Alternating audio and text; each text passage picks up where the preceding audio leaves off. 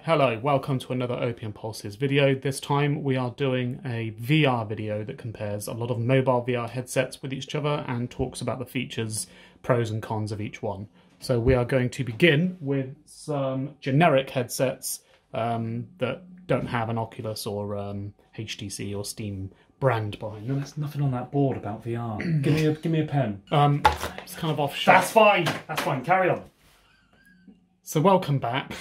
Now you should not be under any illusion that this is not a VR video, because it's clearly there for all to see. So the first one we will show you is, there's loads of headsets like this. This isn't the only one that will look in this sort of way. It's called the VRIT or VRIT or VRIT. I don't know what to call it, it's a crap name.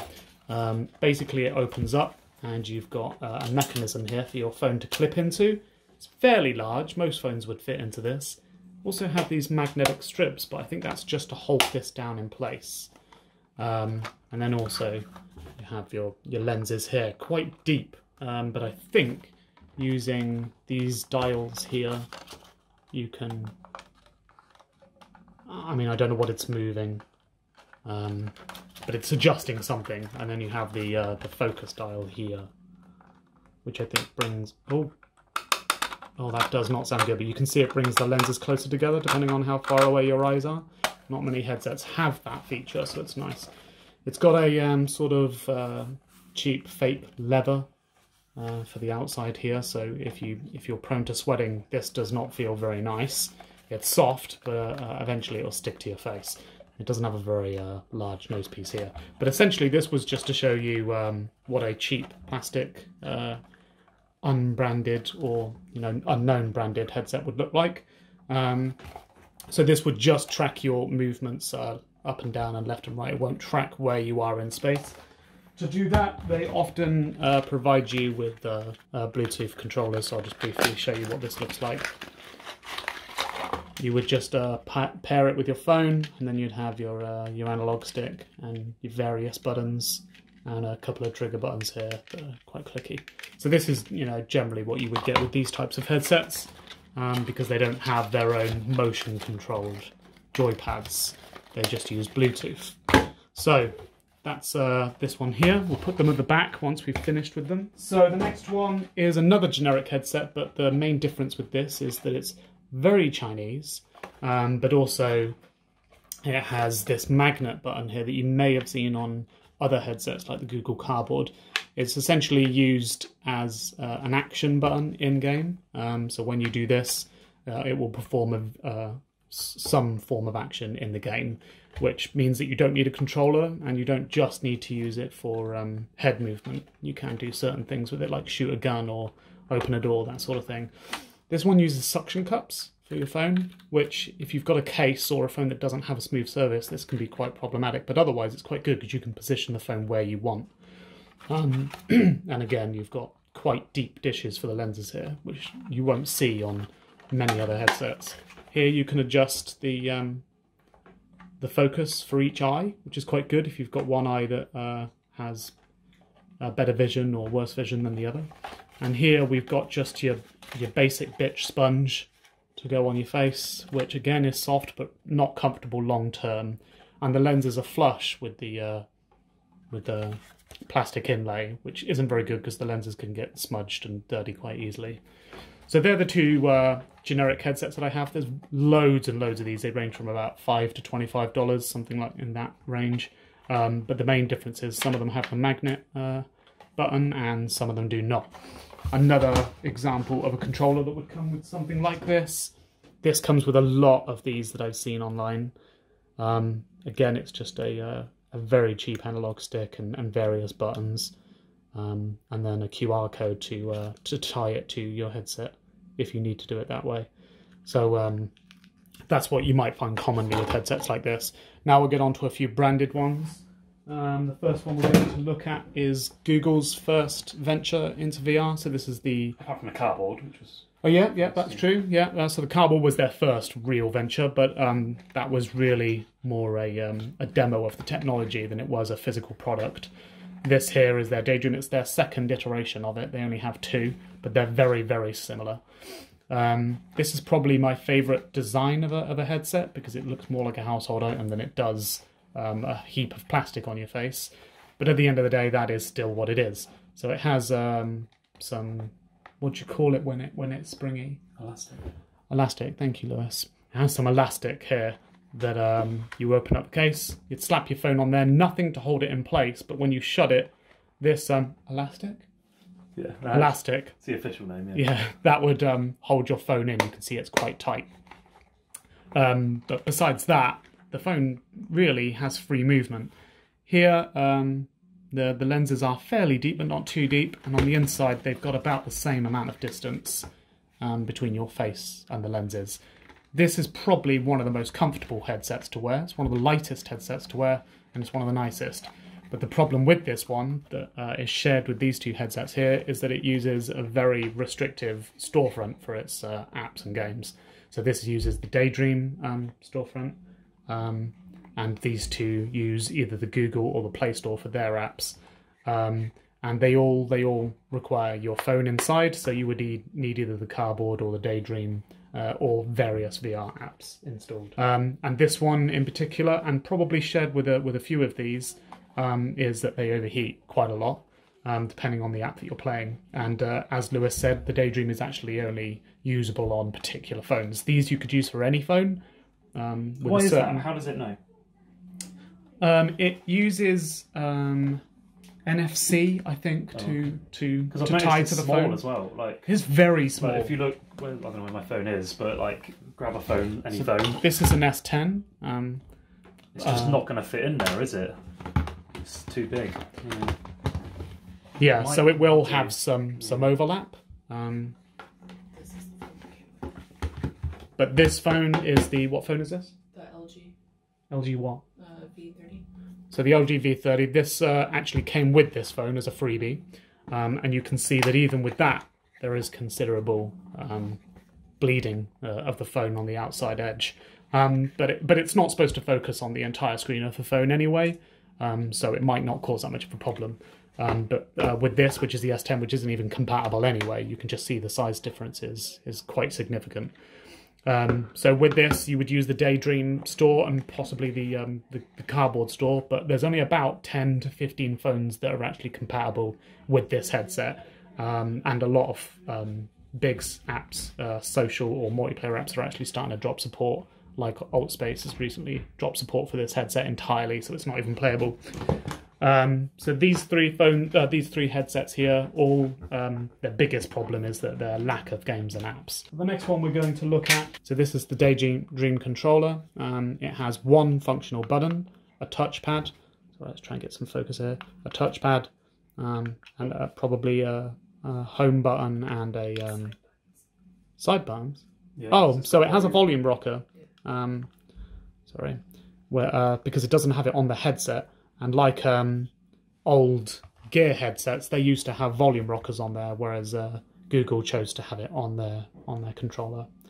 But it doesn't have a trigger, which is the only controller I know of that's 3 degrees of freedom that doesn't have a trigger button. So that's for the Daydream. This is the Samsung Gear. This is the I think it's the 25. I can't remember the exact number for it, but it's the latest edition that's come out so far. It's similar vein to the other headsets. It's a phone one that your phone goes into. So this is strictly for Galaxy phones and Note phones. It supports all the way up to the Galaxy S10. I think it's from the S6 to the S10. Yeah, that's about right. Yeah, it might be the S7 because one of them did drop support about halfway through, but there is one out there for the S6 all the way up to the S10. So once your phone's in, it clips into this, which is the charge port. That clips down, your phone clips into here, and your phone would cover up these lenses. So the case, this cover wouldn't go on once your phone is on, but there are some where the cover stays on, doesn't it? Yeah. But again, this is another one where the phone can overheat quite a lot. And unlike the other headsets, this actually has some features. Once your phone's plugged in, you have a touchpad here, which allows movement. See if the focus would go in. It has a home button and a back button. It has a focus dial up here. You might be able to see what it's doing inside.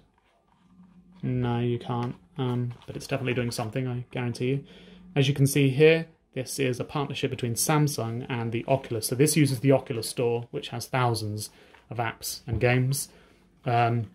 So this doesn't have a problem with finding apps and games. The only problem is that you can't use Google Cardboard or Daydream or any Play apps without significant modifications.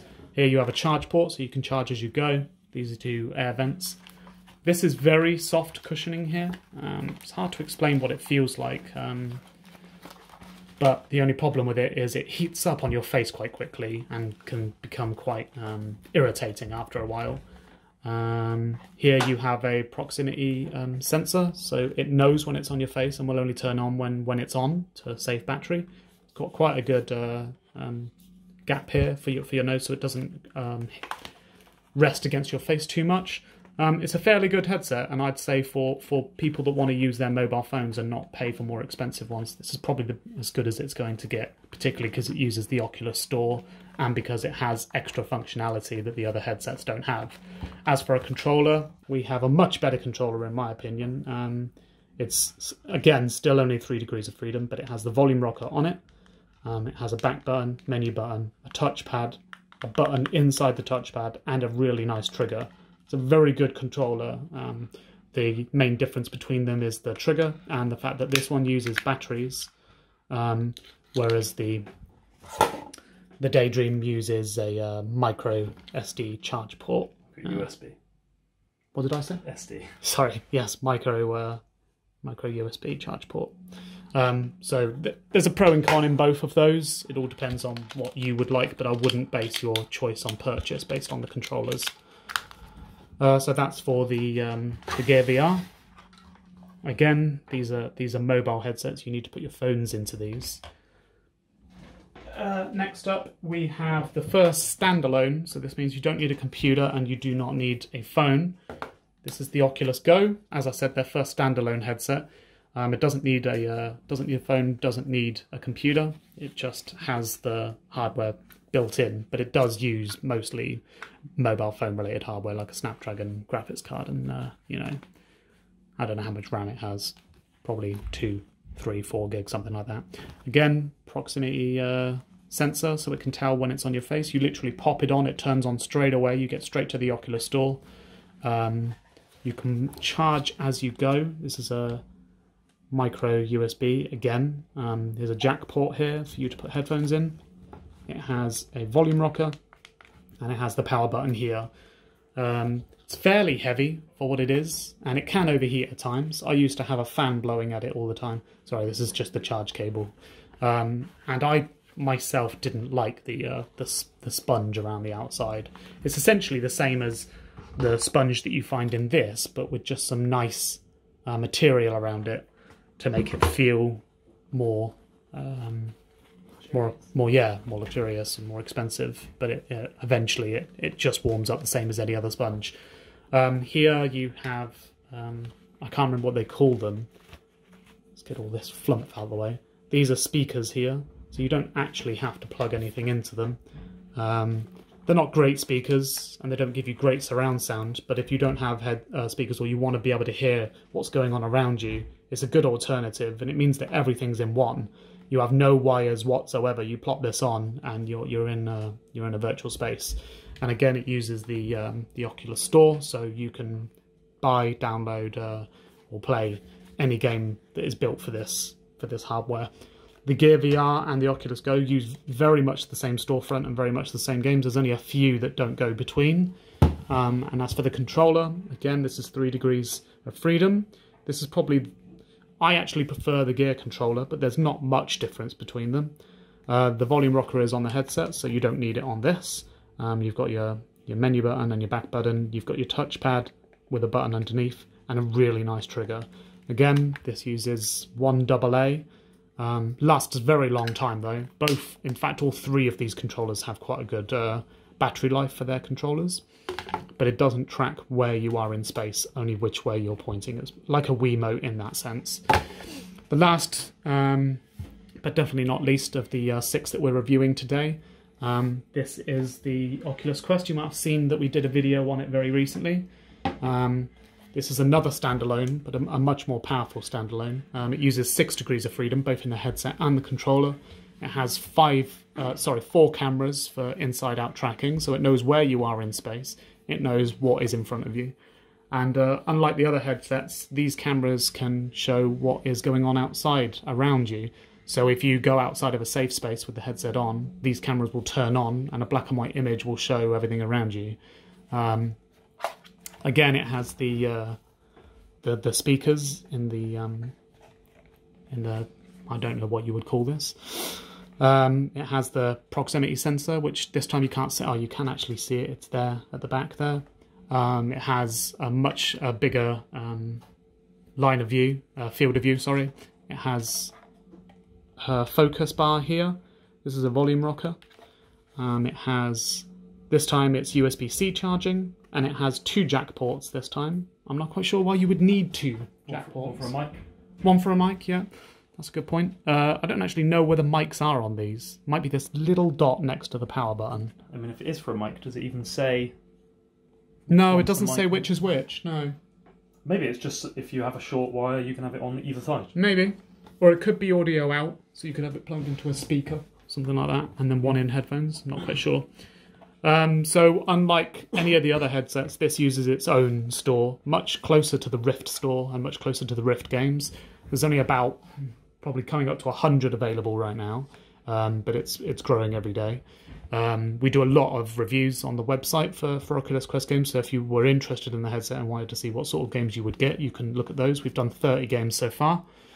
This is the controller, much like the Oculus Rift S controller, and quite similar in some ways to the normal Oculus. And some mixed reality. Rift. Yes, it's very close to the mixed reality. Good point. So this is the right-handed stick. I won't show you the left. It's exactly the same, but this is on the other side. It's got the A and B button here, an analog stick, a trigger, and the grip button. And this is 6 degrees of freedom, so it knows exactly where it is. The only time it doesn't track very well is when you go behind you, or, you know, well, really, it's mostly when it's behind the headset. Otherwise, it tracks very well. Battery life in these are atrocious, but up until now, I've only been using really poor batteries. So these are, I've bought some powerful ones, and I'll see how they go. But so far, I'm not impressed with the battery life, and they don't seem to turn themselves off very well. So they can drain when you're not even using the headset, and that's the same for the headset. Both this and the Go only have 2 to 3 hours battery life, depending on what you're doing. The rest obviously depend on your phone's battery life, but you can charge as you go. So out of the 6, obviously the Oculus Quest is the strongest in terms of sheer power, but they're obviously the most expensive. These range from $5 to $25 each, depending on the feature set and the brand that you go with. The Daydream is what, probably about 80 quid now, yeah, 80 to 100 quid, depending on where you go. 2 different currencies. So what are they in pounds or Sorry, dollars? yes, good point, yeah. So these probably still range from 5 to 25 quid. And again, same with dollars. The thing is that no matter where you buy them, the prices are going to be the same, because they don't care. I know, it's just confusing. Yeah, so if I say pounds or dollars, it's going to be the same wherever you are. The Daydream is around 80 to 100. The same for the gear, but you can get them much cheaper if you go for the older generation, and there's not much difference between them really. They're pretty much as good as each other. Be careful, because some of the older ones can't take newer phones, so be careful with that, because they don't have the USB, very old ones. The USB-C. What I would suggest is go for the ones that are black. If you go for the ones that are white, you might struggle. They have the transferable bit here that can change. Yes, you can swap this out. Yeah. And also some don't come with the controller. You need the controller for it to be any good. You can buy that separately. You can, yeah. They range from around the same price, but you can get them cheaper, as I said, for older models. The Oculus Go ranges from 200 to 250, and the Quest is still around £400 right now. But there are upgrades in terms of memory. Same for the Go. This goes 32 gig to 64 gig. This is 64 to 128. And the rest determine on your phone memory. There are obviously a lot more headsets. I wanted to get the Mirage Solo at some point. There's loads of others to go over, but these are probably the most popular or the most common that you'll see out there in the wild, and they're the ones that don't need a computer to rig up to. I'd say my two favourite headsets are going to be the Oculus Go and the Quest, but outside of that, it's got to be the Gear. I would avoid the three at the back unless you're really strapped for cash, or you already have them, or you have a compatible I'd say phone. if you're really strapped for cash, just get a cardboard until you can afford something better. Yeah, if you just want to dip into the experience, but if you want something you're going to use every day, a cardboard's it's not viable. So I would depending on what phone you've got really, but if you can get a cheap Go, that's probably the best place to go to start off with, because you don't need to rely on your phone. So yeah, thanks for watching. If you've got an experience with any other headset that we haven't covered today, I'd love to know what you've got and what your experience is with it. So let us know in the comments. See you later.